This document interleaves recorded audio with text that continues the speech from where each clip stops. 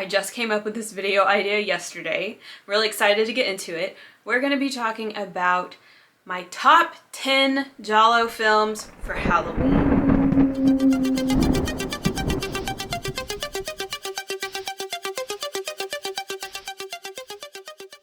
The Giallo is a horror adjacent type of genre.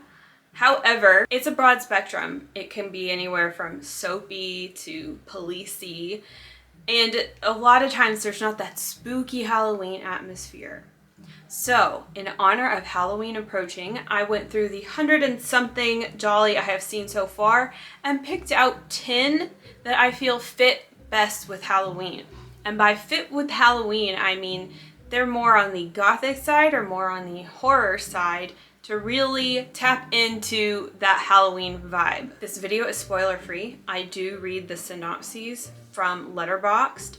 Sometimes I write my own, but the ones from Letterboxd, sometimes I feel like they give away a little bit more than I would like, so just keep that in mind. Giving some themes away, but not spoiling the movie. Okay, let's get started. Number 1, Murder Obsession from 1981. God, will she ever stop talking about Murder Obsession? Probably not. This movie follows an actor named Michael. He decides to go visit his lonely mother at her castle, and some of his film project friends join him. Someone in this castle has eyes set to kill, and it seems Michael's dark past is not yet behind him. I love this movie. This is one of my favorite Jolly ever. In fact, it's in my top 5. Now, why is it great for Halloween? You're in luck. This is an overstuffed Giallo, meaning it's got way too much in there, crammed in there, that doesn't necessarily need to be in there. So we have lots of themes to work with. We have a castle, we have a dark, stormy night, we have ghost stuff, we have cult stuff, we even have giant spiders. It's very gothic, yet very horror at the same time. It's real spooky, and I think it's a great fit for Halloween. Number 2, The Night Evelyn Came Out of the Grave from 1971. A wealthy English lord is suffering a mental breakdown following the death of his red-headed wife, Evelyn, whom he feared was cheating on him. He tours local bars and dives, scouring for lovely redheads willing to come back to his decaying castle in the country, where he seduces them, then tortures and kills them. His friend talks him into marrying again to help heal his slowly rotting mind, which he does. But are the doctor's orders really what he needs?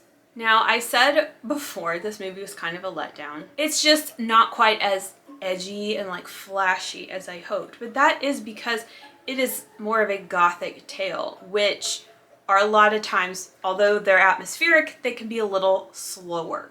But I am treading into gothic territory for the sake of this video because it fits in with the Halloween vibe. Plus we get a castle, we get a slow deterioration of the mind, which is like very Edgar Allan Poe, and we also have the theme of someone rising from the tomb. Number 3, All the Colors of the Dark from 1972. Jane lives in London with her boyfriend Richard. When she was 5, her mother was murdered. Plus, Jane recently lost a baby in a car crash, and now she's plagued by nightmares of a knife-wielding, blue-eyed man. Desperate to ease her pain, Jane decides to follow her new neighbor's advice to attend a black mass, only to fan her already horrible visions, making her reality a living hell. Is there any escape from the clutches of the darkest evil? This film always makes me think of fall, and I think it was filmed or set in fall because we do get some footage of, colorful leaves along the sidewalk, and Jane is wearing like knee-high brown boots. It's just got a very autumnal feeling to it. Plus we have satanic themes in this movie, which are very reminiscent of classic horror that came out in the 70s that's heavy on the devil, like Rosemary's Baby or Amityville Horror or The Omen. It's just very spooky, very horror-ish, and visually fits in with fall. Number 4, What Have You Done to Solange from 1972. After several co-eds are murdered at a college, A professor who is having an affair with one of the students becomes a suspect. When other gruesome murders start occurring shortly after, the teacher suspects that he may be the cause of them. Why does this movie fit with Halloween? Well, I chose it because of the brutality of these murders is right on par with a horror film, like a straight up horror film. It's very dark, twisted. Even though this isn't necessarily the spookiest or most atmospheric movie, I do think it fits in with Halloween because it really scratches that slasher itch. Number 5, The Red Queen Kills 7 Times from 1972. After the death of their grandfather, 2 sisters inherit their family castle, which is said to be haunted by the Red Queen, who legend says claims 7 lives every 100 years. When a mysterious woman in a red cloak starts targeting their circle of friends, the sisters begin to suspect there might be some truth to the legend. This one hardly needs explaining. Red Queen is a great fit for Halloween because its gothic themes, the supernatural legend, the castle, the creepy masked killer, and we also have some nice brutal violence, some very bloody kills in this movie. It's just all around a fantastic fit for Halloween. Number 6, Torso from 1973. A masked serial killer with psychosexual issues strangles female co-eds with scarves before dismembering them. When a wealthy student identifies one of the scarves and thinks she has a lead on the suspect, she becomes the killer's next target. So she retreats to her family's remote cliffside villa with some friends. Like Solange, I have assigned Torso to this list because of it's a brutal slasher type. It also features kind of a classic horror environment, a group of friends in a remote vacation home. This film is also quite exceptional that it has prolonged periods of suspense, and I think it really effectively conveys true terror, which we don't always see in Giallo, because Giallo tend to be kind of dramatic and cheesy, like, oh, but Torso is true fear. Although I'd recommend Torso in as many contexts as possible. Number 7, Death Smiles on a Murderer, 1973. Greta, a mysterious woman with amnesia, is taken in by the wealthy Mr. and Mrs. von Ravensbrück.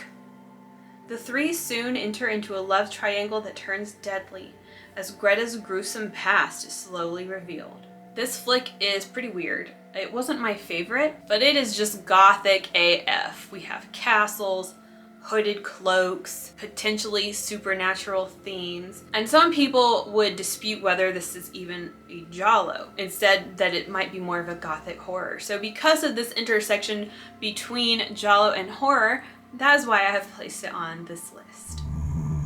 Number 8, Autopsy from 1975. A series of random suicides in Rome are attributed to a heat wave, but a young pathologist named Simona, who was working on a thesis about murders disguised as suicides, suspects otherwise.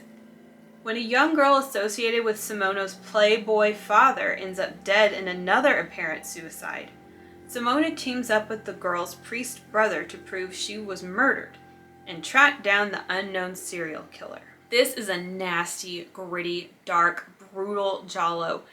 In a way, it's a mood that is similar to something like the New York Ripper, just totally unforgiving. I've selected this movie for the list because one of the first images that comes to mind when I think of this movie is in an autopsy room where several dead bodies are out on tables, and our main character has a vision where they're all getting up off the table and just grinning widely, and it is just a really terrifying and disturbing scene. Other than that, this movie is just gross, like brutal. I keep saying brutal. And of course we have this theme of suicide, a very grim Giallo, which would be great during Halloween if grim is your theme. Number 9, A Blade in the Dark from 1983. I know, I keep bringing up the same movies over and over. Bruno is composing the score for a horror film and rents a large villa to work out of. To his surprise, he finds many people are passing in and out of this house. Then, a series of strange events leads Bruno to suspect there might be a killer lurking the property. This is, in a lot of ways, a very classic slasher. We have the element of a sort of remote, empty villa. We get a creepy horror soundtrack. The killings in this movie are amazing, perhaps even better than what you see in American slasher films, for example. Violence is top notch. I think it's really on par with something you would get in a cheesy 80s slasher. It's that same sort of satisfaction. I recommend this film to horror fans and Giallo fans alike. And finally, number 10 is Phenomena from 1985. A young girl with an amazing ability to communicate with insects is transferred to an exclusive Swiss boarding school where her unusual capability might help solve a string of murders. Perhaps this is one of the most fitting movies to be on this list because it actually is supernatural, unlike most Jolly. Phenomena is a phenomenon, you could say.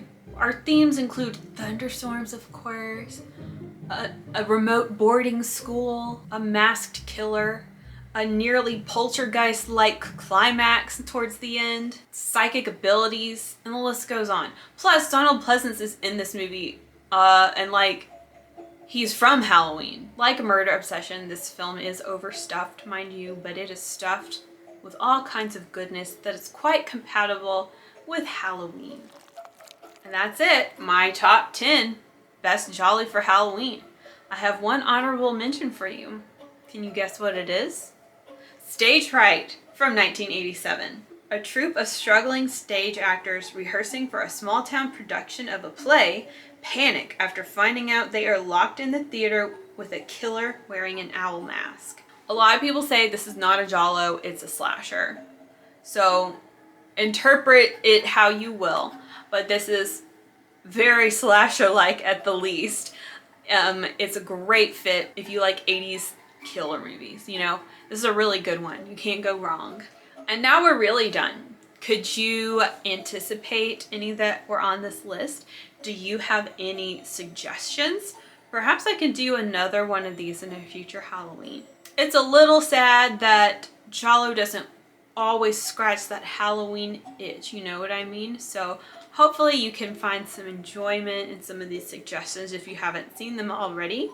Hope you're enjoying Halloween season. If you're new here, check my description for some Giallo related tidbits you might be interested in. And I'll be seeing you. Ciao for now.